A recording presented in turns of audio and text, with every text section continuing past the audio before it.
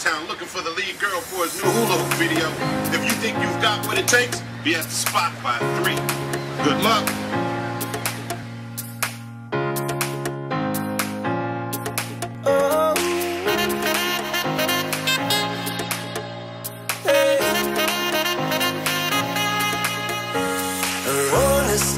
Thin lines, hot sun and clear blue skies, the waves are crashing by.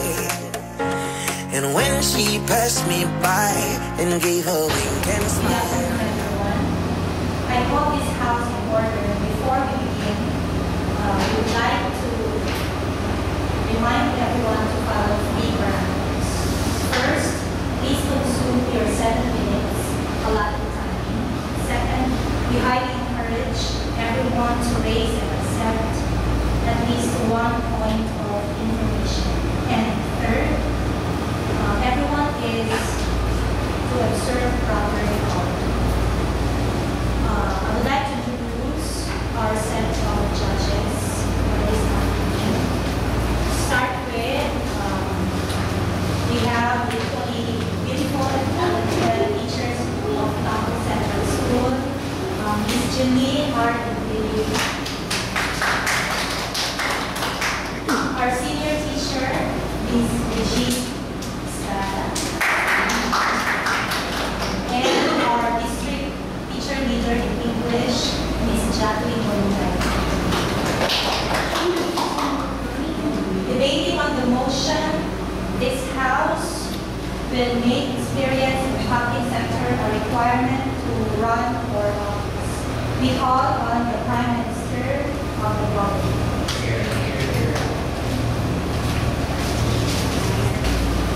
Madam Chair, when we're talking about public office, we see a very high and complicated position where people have different expectations of officials for meeting their own demands. The possibility of you going to school in the next 3 or 6 years, of receiving a maximum amount of healthcare, or of ensuring structural equality is all dependent upon the officials who have the control of all these possibilities.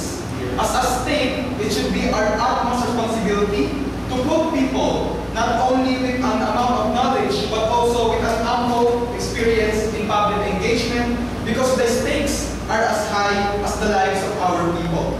So we should give them not just the choices, but also the best choices coming from selected officials to meet the expected outcome that they want to receive when they give this mandate to their trusted officials. This is what I'm going to prove to you in my 2 arguments in this debate. First, why this is a state responsibility to ensure the competent and qualified public officials. And second, I'm going to give you exclusive benefits that will only come from the government bench. But before that, let's proceed to our policy. We have 2 prongs in this debate. First, we say that in all levels of public office, experience in public sector is a must. But we also say that it should be as commensurate to the position that you aspire. For example, if you are a public official running for a position of a barangay captain, then your public experience should not be as heavy as in running a president. That is to say, the commensurability or reciprocity should apply in all levels of public office. But second, we're also going to conduct efforts in improving voter literacy, media coverage, election education like presidential debates, and election forums to improve the voter perception and participation. Because in this debate, it is not just bringing the people good public officials, but it is also guiding them on how to choose these public officials at their own level. So we say that is the policy coming from the government bench. Let's proceed to my arguments, but before that, some POIs. Okay, on my first argument, why it is the state responsibility to ensure a competent and qualified public officials? Like what I told you, it is the state responsibility or the government's duty to ensure the future of our people. And the future of these people can only be attained when we give them the best choices from which they can select, from which they can choose the number of officials or officials that will seek to meet the expected outcome. This will only be possible if the officials that will be running in office has an ample experience in public sector. Why? Because we say that in democracy is not as inclusive regardless of how it's perceived in theory. That's why, for example, we have different civil service examinations. If you are running for president, there are certain standards. You must know how to read and write. There should be 10 years of maximum residency, and we also disregard the nuisance candidates regardless of the participation principle of the democracy. So we say that in democracy, it is not just being able to participate, but also the participation should include should include a certain level of certainty which will bring a good effects to our people. And that's why this policy should be brought in the first place. But then again, we have to nuance the experience of public sectors and private sectors. This is very simple. In public experience, you have a certain exposure to different bureaucracy. The distinction between private sectors. For example, CEO corporates needs to do a certain job because it is expected, because it is for their selfish motives or only for the interest of the company. So if you are in the private sector, you may need a modicum amount of people, but if you are a public sector, you already have an opportunity of meeting a mass amount of people, which will be helpful in future interactions, in future legislations that you are going to pass, because you already knew how to interact with these people and how to meet their certain demands. We think that this is only exclusive to public officials, because even if you are a janitor, you have to disclose your assets to the government. If you are in a higher position, the Commission of Audit will be forcing you to disclose your SALN or statements of assets, liabilities, and networks to ensure that the level of accountability should be higher than the private sector. That is the kind of work that we support from the opening government. And because of this distinction, we think that the level of competence is only exclusive to the public officials. And therefore, if this competence will only be found in the public officials, then it should be our right and responsibility to ensure that those who are running the office will only should have a level of public sector as a prerequisite for running a public office. Second, on the exclusive benefits, this is on two levels. First is on accountability or transparency, and second is the ample time to get agreed in learning curve in public office. On the first level, why do we think that the level of accountability or transparency is higher when you are a public official? First, the time in public sector is already equivalent to OJT training and assessment of your capability of serving. So we think that the experiences you have in this level is already a training ground for you to meet those certain expectations. For example, if there is a certain level of dishonesty, we can determine that as early as possible, and not when you are already in a high position. When you're already in a high position and it's too late at all. When you got to be elected as a senator, only to the start where people will hold you accountable. Under our model, it is more transparent, because if you are public officials, the private will continue to scrutinize your publicity, such as they were able to see that you are working in a multi-sectoral position, and they will able to see your performance, and therefore they can assess you more in terms of your capability as a leader. But second, if you are in a private sector, you are bounded with your own corporations. So the public cannot have the ability to know what you are doing despite of the different news. Because if you are private corporations, it is only limited upon that level compared to when you are public officials, when you have a very wide scope of accountability or exposure to the public. On the second level, you have an ample time to get a grip of learning curve. This is the exclusive benefits such as sectoral engagement, understanding bureaucratic structures, and in-depth knowledge of legislation processes. This can only be done when you are working with a maximum number of people. When you are allocating funds, you will learn the awareness of the society's problems and to be able to meet the needs of the community. This will only be done if you are on a day-to-day basis. This is undeniably a lived experience which cannot be done when you are in the private sector. For all those reasons, because we think that the stakes are very high, we should make experience in public sector a prerequisite for running in public office. We are very proud to propose.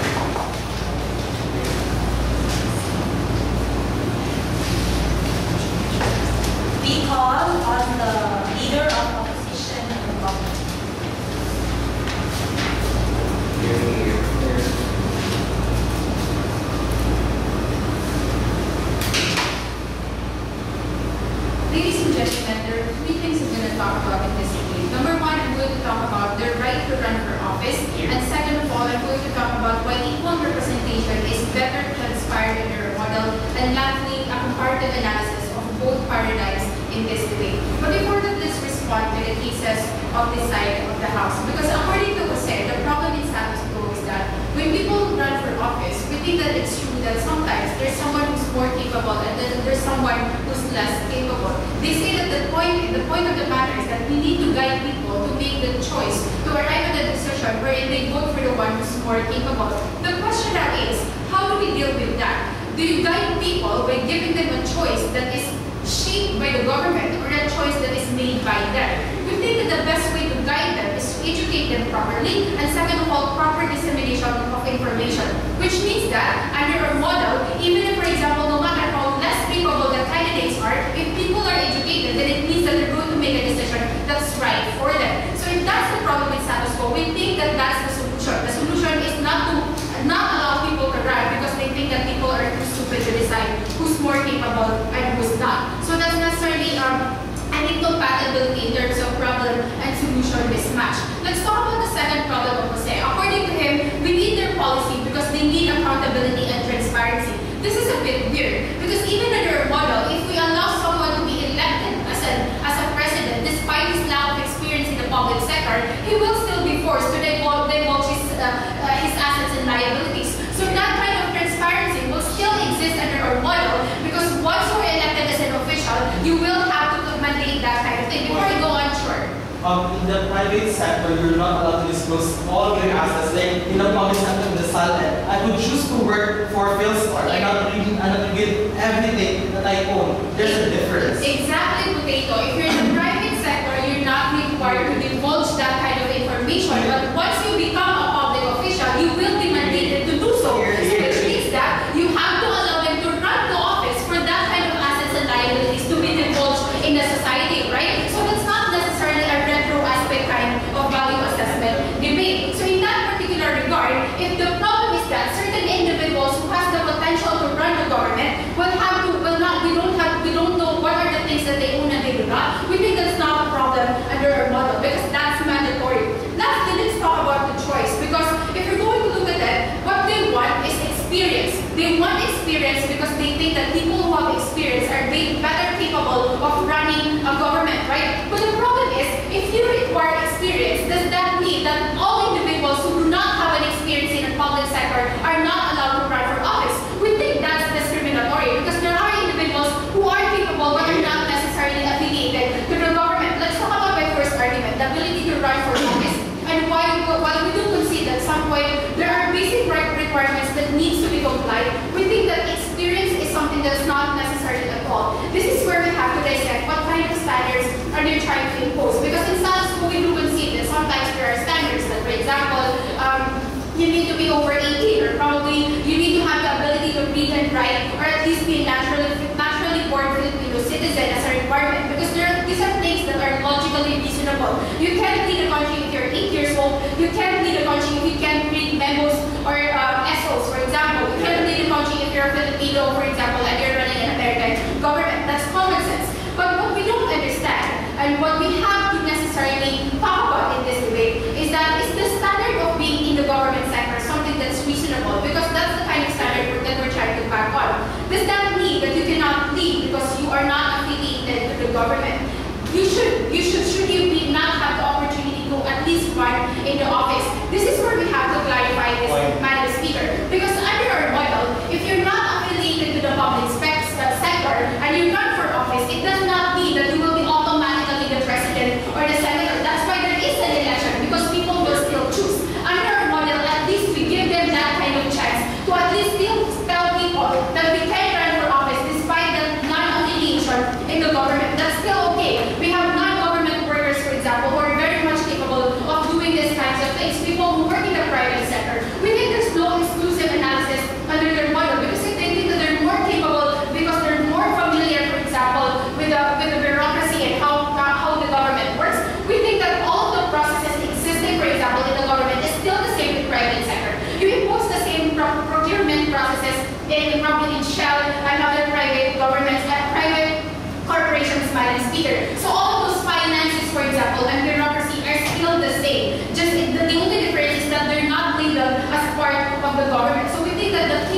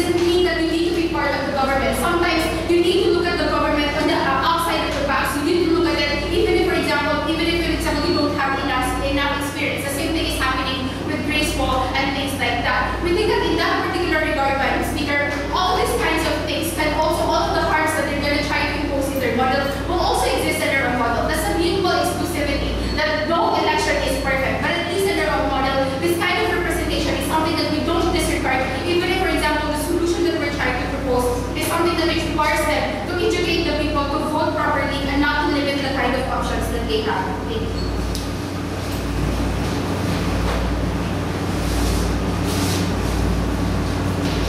We call on the Deputy Prime Minister of the government.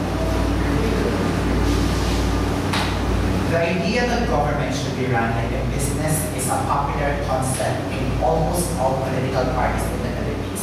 We have liberal parties, for example, UNA, for example, that only employs that actually maximize their potentials in terms of employing their self-interest, in terms of maximizing utility, in terms of internal corruption. These are influences that can happen if the private sector, for example, or people who are elected because of personality politics, because they are famous, because you're someone who came from a celebrity or showbiz industry, then you are going to be elected. These are things that we cannot prevent. These are things that we want to prevent coming from government side, because we believe that at the most important thing for a public office, for an individual to run in the public office, is the modicum amount of experience coming from the public sector. And we see that we don't want to face the same problem that the Philippines has an endemic problem with regards to the personality politics. We have politicians, for example, who are ineffective because they do not know what are the bureaucratic processes, the positive and negative bureaucratic processes, how to promulgate laws, for example, how to predict bills. These are reasons that these are outcomes that happen because of the inefficiency of the public officials, because they do not have an experience. We don't want that thing to perpetuate more. We ought to change that coming from government side. We believe, ladies and gentlemen, that in the idea of government side, there's a maximum representation and better sectoral position in the policy that we already want to happen. Before my extension, I'm going to rebut the argument coming from legal to opposition. They said that every individual has the right to run in office. We're not saying, coming from government side, that an individual should not have a right to run in office if you came from a public sector. So if you really want to be part of the politics, if you really want to clean up the political processes in the government, if you're someone who came from public office, you should experience public sector experience, ladies and gentlemen, which means that for you to be able to run in the Congress, for example, or in the Senate, or even in the presidency, if you're someone who came from a private sector, you should experience at least a minimum amount of experience in the public sector. We already told you what are the benefits of public sector experience, like the awareness of causes of the people, what are the needs and wants of your community, where are they lacking, for example, completely detached from the private sector experience, because these private sectors are utility maximizer, economically motivated for profits. For example, if you're someone working in DOF, for example, your optimum responsibility is for the people and not necessarily for yourselves. Completely in the idea of private sector, that's something that we ought to change, because it is motivated by self-interest and economic motivation. We ought to change that, because that is going to affect the boast of that politician or that person if he wins the election. So, which means that the right to office is not actually being taken away from you, coming from a private sector. So long as you want to have an experience in terms of public sector, we completely do not agree with the idea that we limit every individual's choice to run in the public office. If I want to fight, for example, for an NGO-driven environmentalist, for example, why do I need to be a government employee first to know if I already know what my people are fighting for? And how many years are you looking for? Because your policy is too vague. Number one, that's a false dichotomy and false representation of examples. She talked about the idea of Newman's experience, for example, fighting for environmental causes. This can also qualify under public sector experience. Public sector experience doesn't mean that you have a position. You have to be Leila de Lima, for example. You have to be Secretary of DOJ for you to have a public sector experience. Public sector experience is sectoral engagement for the Lumans, for example. gentlemen, though it might be similar with NGOs, for example, that is fighting for environment, for example, fighting for the indigenous communities, there's a distinction between private and public sector. In private sector, you also represent every individual within your community. In private sector, you are only fighting for the cost of the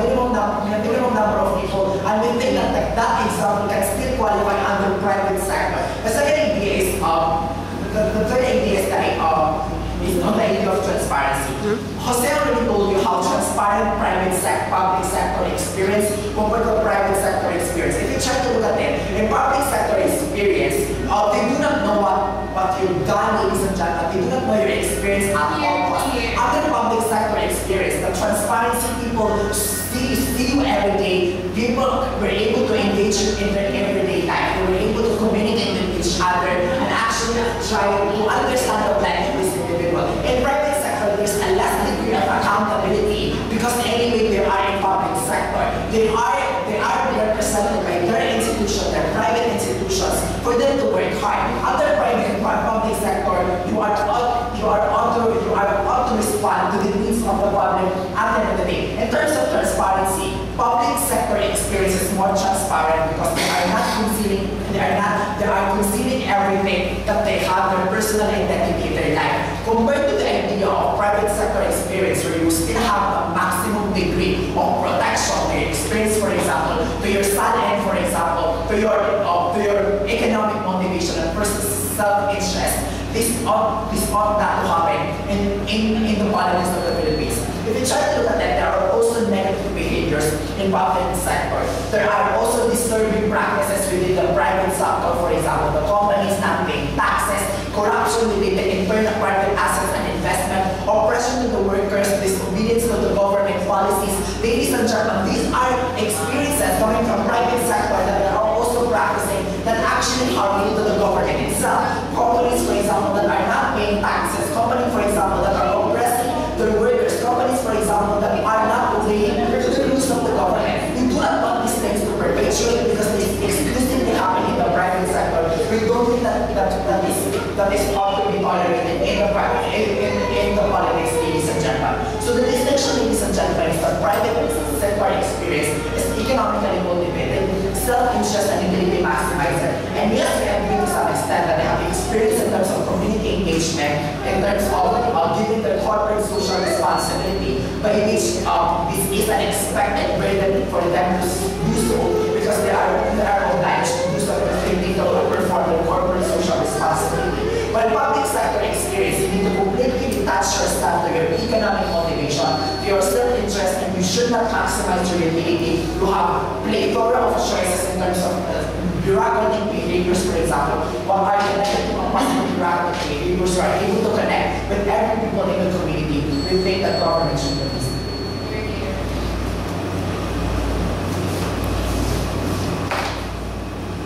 We call on the deputy leader of the opposition.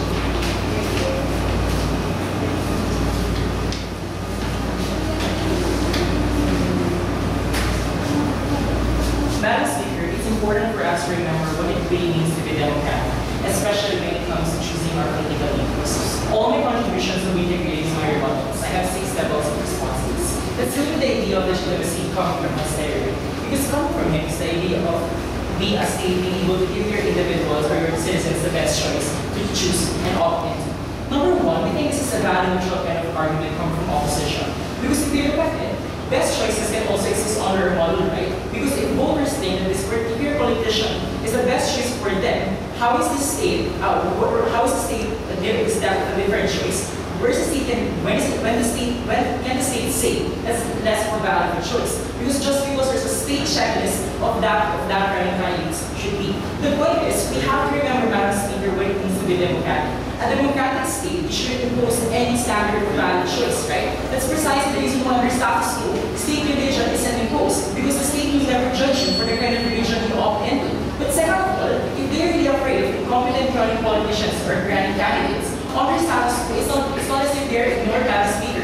If you're going to look at it, if you have a critical mass, individuals will not check these incompetent politicians. They will check the backgrounds. And if these individuals are so incompetent, they will never win in politics, right? Second level of rebuttal.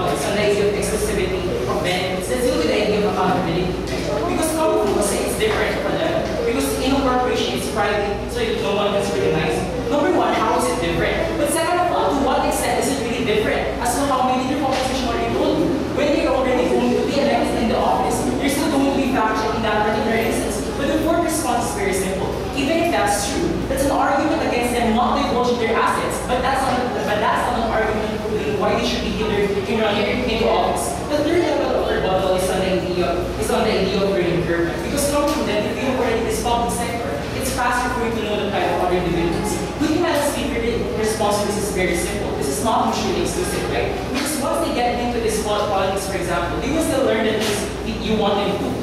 What them to do. But the difference is that the threshold of these individuals who are perceived incompetent is going to be much higher on their model because they are still under the public scrutiny. They're still going to prove themselves. And if they're from a private sector who is not really popular for them being in the public sector, for example, the threshold of them being able to improve themselves in the politics, for example, is much higher because they're going to be much more scrutinized in that particular instance. The fourth response is on the idea of private sectors and penetrating the government, right?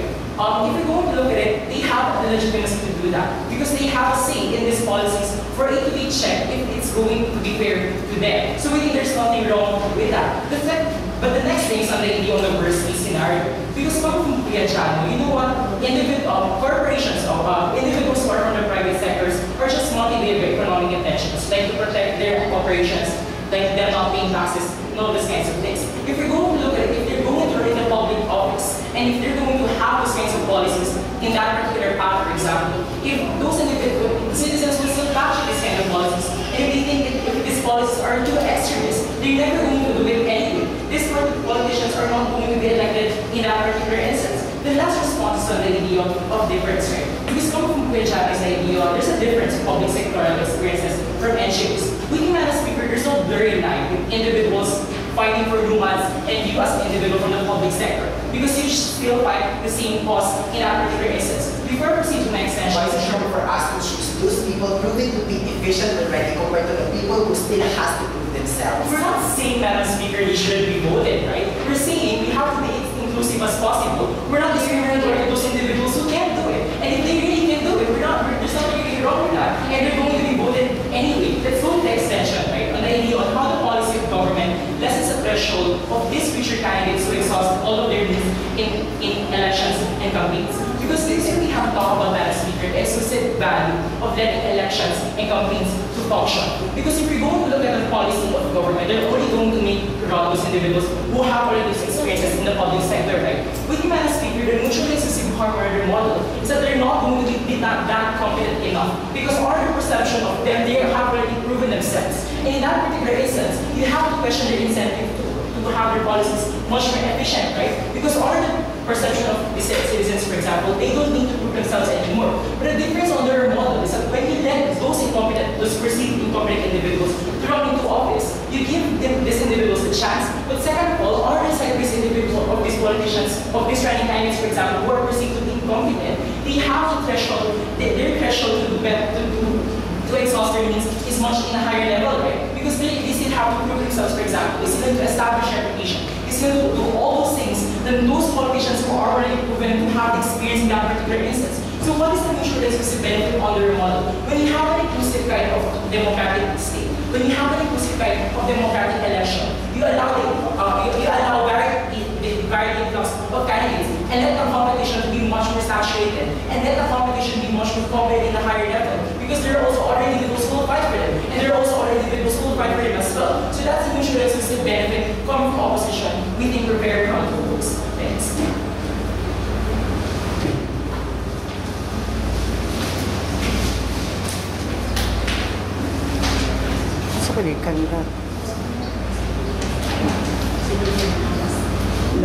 We call on the government to meet.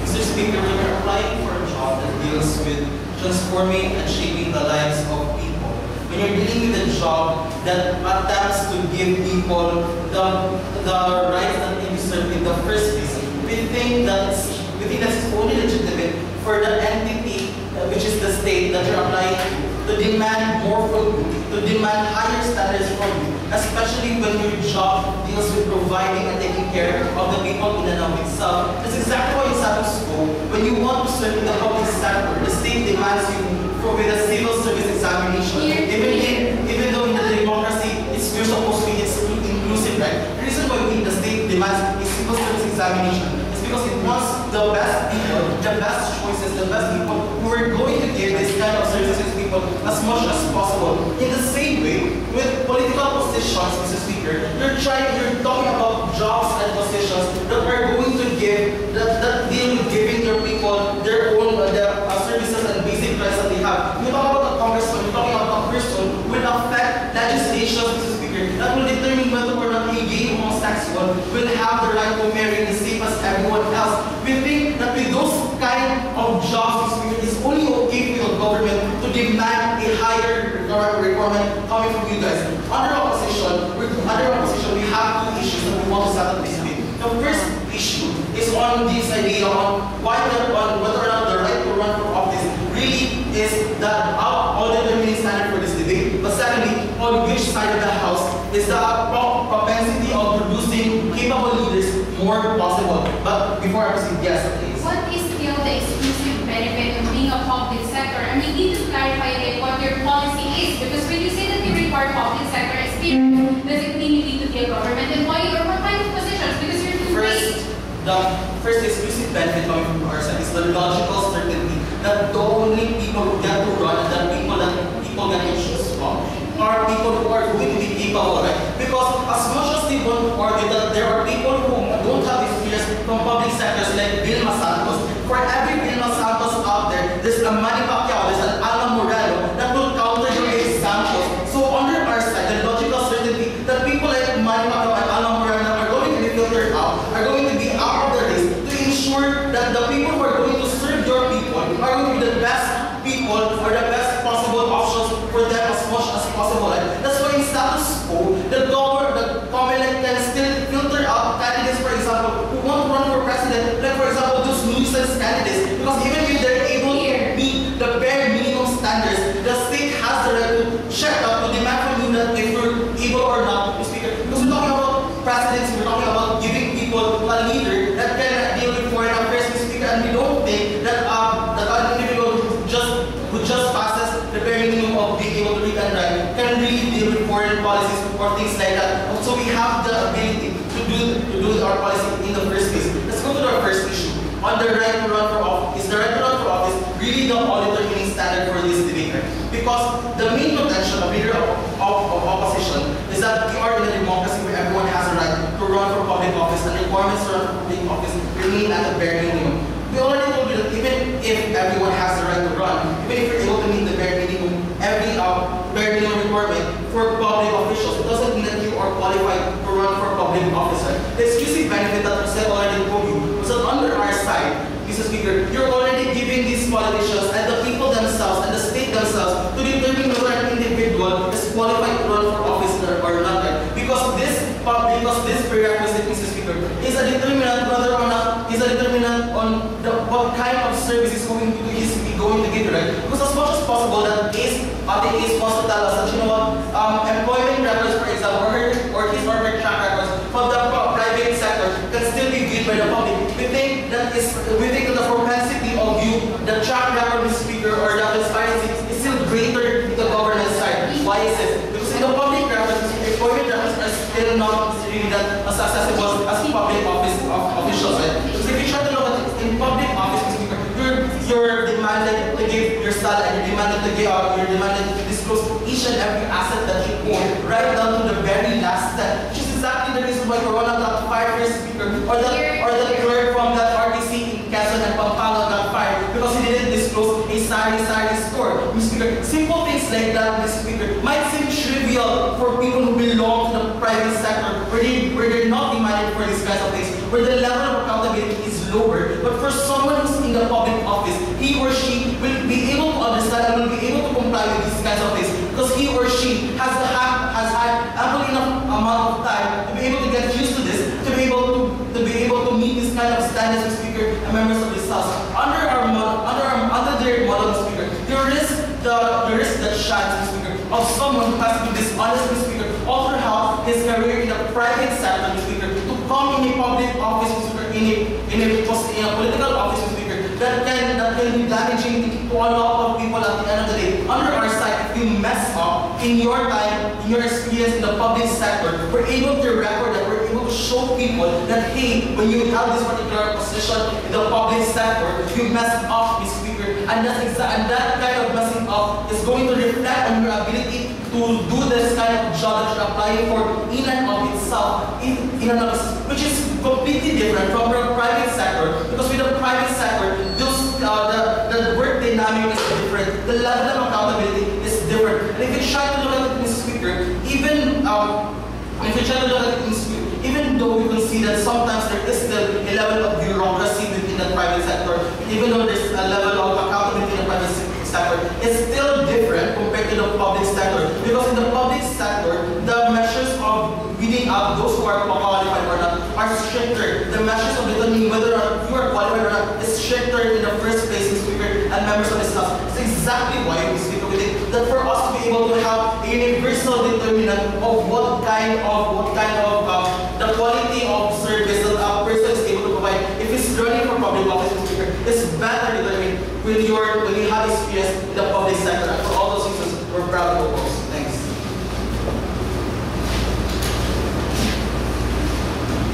We call on the opposition. The greatest problem with government bench is assuming that all individuals from the private sector are incompetent, corrupt individuals.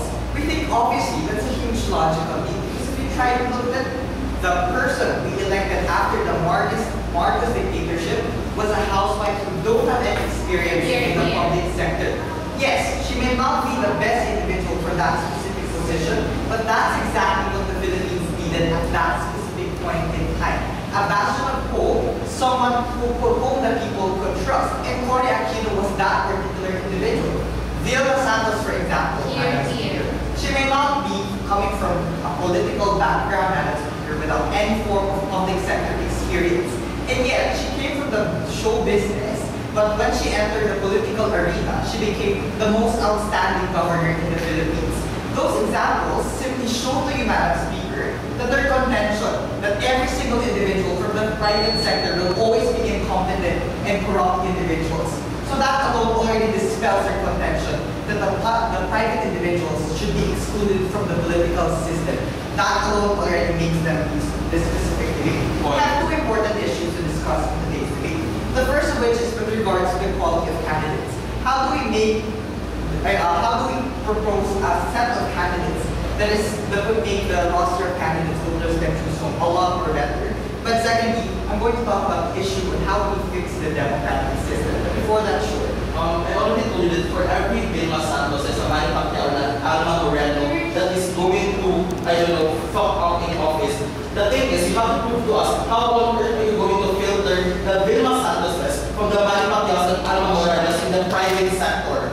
Look, the Congress burden also applies on your side. Just because there are many manufacturers, why are you depriving Vilma Santos from having the right to run in office? You're necessarily depriving the people in Batangas to have a Vilma Santos who's going to be the most effective governor they could possibly have. You need to answer why you automatically have a blanket policy for everyone else. You don't understand that. Let's go then to the first issue, on the quality of candidates, right? Because they claim that adding a specific standard can improve the roster of candidates voters can choose from. But the problem with their argumentation, from first speaker to last, was that they only went as far as to telling us that, well, governments always impose standards, but they never really proven why that standard of having an experience in the public sector is the ultimate standard that should be followed and is legitimate to be added into the roster of standards that we already have, right? Let's try to do a simple fix, right? The first thing we're going to do is to dispel the false equivalence of public sector experience to being competitive, right? Firstly, we don't agree with the idea that just because you have public sector experience, you're going to be competitive enough as an individual. Obviously, we have a lot of examples in status quo that are untrustworthy for corruption issues or even inefficiency issues. Talk about B9, for example, with a lot of corruption issues that he is trying to deny at the end of the day, right? Or talk about inefficiency issues, right? Talk about Rojas, who responded necessarily to the Sendo and other typhoon victims who do not necessarily have the efficient kind of leadership, Madam Speaker. So it doesn't necessarily mean that just because you have public sector experience, you're going to be competent. But secondly, and this is the contribution that leader of the, most of them had competing like them coming from leaders of opposition, right? We told you that the skills in dealing with bureaucracy, organizational structure, and accruing benefits of social goods are not mutually exclusive with people who have experience in the public sector, right? We told you that people, even people from the private sector, has to exert the same amount of patience and hard work to be able to accrue certain benefits. If you take from the manufacturing sector, obviously you produce better products, which obviously is for a social good. Only that, you also serve your own personal interest at that. If you're an effective CEO, it doesn't mean that you're going to be automatically a bad politician. Because when you become a politician, obviously you're not dumb enough to differentiate your own personal interest from the public interest. Because what these guys fail to understand is that when you become a public servant, you necessarily try to leave behind all of your personal interests to face and be able to deliver public goods, right? That's why if you're an effective CEO, fine. In the private sector, we might have things like plans, we might have things like wise allocation of resources, planning projects, and even PR skills management. These are the kinds of things that we have in the private sector. But all of these things are the same kinds of things that you would also probably need when you become a public servant. Meaning to say, Mr. Speaker, the skills that you require, even if you come from a private sector, will still be utilized as a public servant, Madam Speaker, which makes you not necessarily a completely bad servant after all. But third and most important, what these guys failed and tried to elbow is the fact that not all candidates who did not come from the public sector are licensed and competent candidates. In fact, we argue that some of the leaders may come from the private sectors. The leaders that we need may come from the private sectors. That's why we told you it's important to have a system that's inclusive at best. What these guys are necessarily doing under their bench is that they're limiting the roster of candidates that people can possibly choose from. And we see that's bad for democracy. Because what we necessarily do is that you're depriving the Filipino people from having the possibility of probably electing a governor as competent as Vilma Santos, even if she did not came from the public sector at best. But the second issue we're going to talk about is about fixing the system. Obviously, we want to be able to have a democratic system where people can wisely decide the best for you. Their solution was that the state making value judgments of all people from the private sectors are bad. Obviously, we told you that's wrong because they're wrong that obviously all private individuals are bad. But secondly, we told you that the solution to fix the system is necessarily conceding to the fact that there is a space for us to improve status quo. Because their only fear is that people are going to go for personality politics. We told you that the Filipino people can make wise, objective decisions if only you educate them. If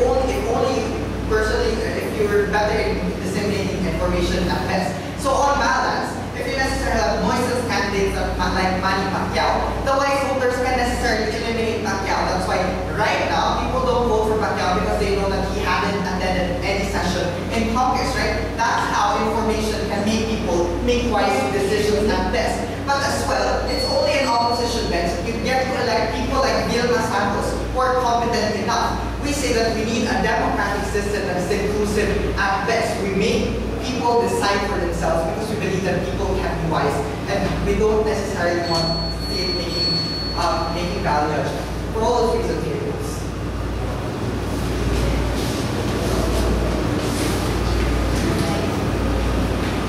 Shall we hear the opposition?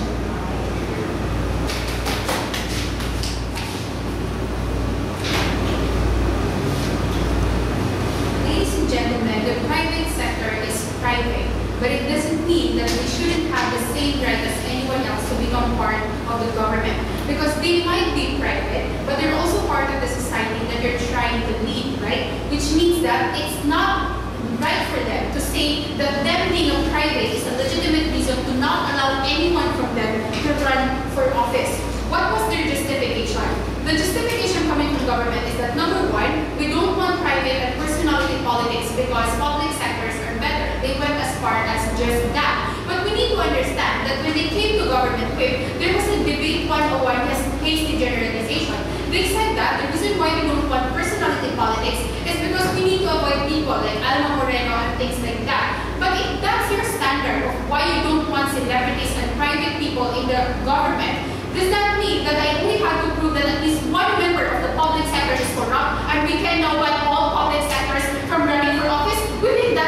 logical way. Because you don't generalize a specific sector just because someone failed to do his job, right? Alam Moreno may be dumb, but not all celebrities are. It means that some people are still capable of leading the country. So we think that you cannot justify your policy just by saying that there is some precedence. You need to quantify why that precedence represents all people in that specific sector. Because in that particular regard, most of the members of the public sectors are corrupt. So we don't think that's still enough reason for us to not allow anyone to run for office. Let's talk about the recurring argument about transparency. Because they say that the problem with private people is that they don't have the transparency. We don't know what they own, we don't know who we are, and things like that. But that's the thing. When you allow them to run for office, when you give them that kind of opportunity, you mandate them to divulge these kinds of information. They know that because they are people who could potentially lead the country. So it's an informed choice for them to release whatever information that they have. In fact, it's even in their best interest. So the transparency argument is still existing under our model. Let's talk about the problem-solution mismatch. Because here's the thing. What went wrong in government bench is that they said that it is legitimate for the government to impose standards as to who can run the government, which is true. We told you that we can impose standards. Like, for example, you can still be more than 18. You need to be not a nuisance candidate. We eliminate those people. But we make it as inclusive by not eliminating a specific sector. You cannot bring a debate just by saying that we need to impose standards. You need to defend what kind of standards are you forwarding in this debate. So we think that there wasn't enough exclusive analysis as to why experience in the public sector is something that can only happen under their model. Let's talk about the vagueness of the policy, and this is something that I cannot let go, because when you talk about public experience, I kept asking, what do you mean by experience in a public sector? Do you need to be a government official?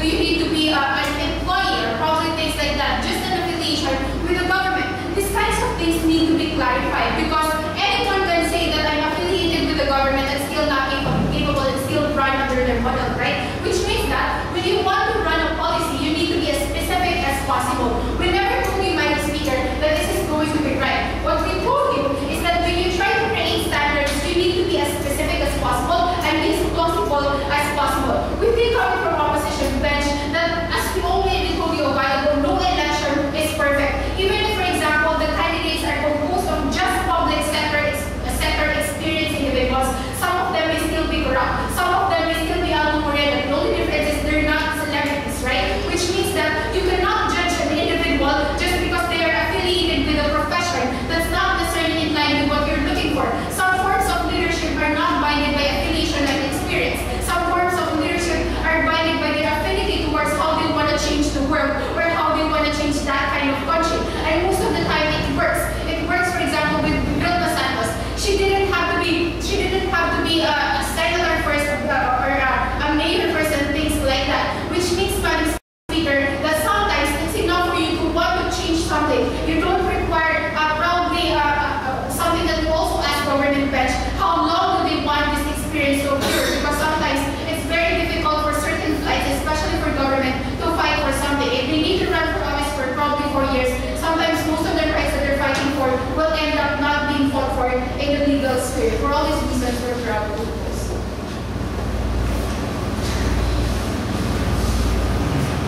Shall we hear the government?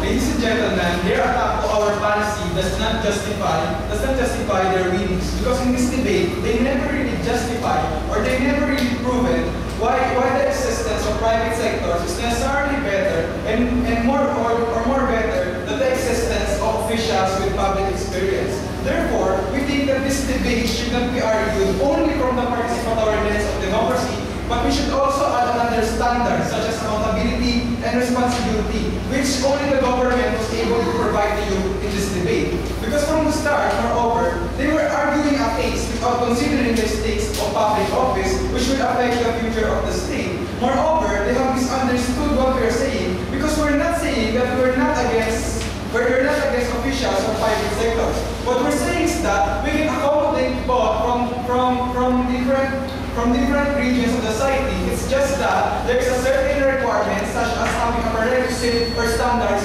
of you having experienced public engagement with different sectors. So we're not saying that we don't want private sector. In fact, we are promoting it in fact, we are promoting it given the fact that they have met the certain standards that we want to impose in this debate.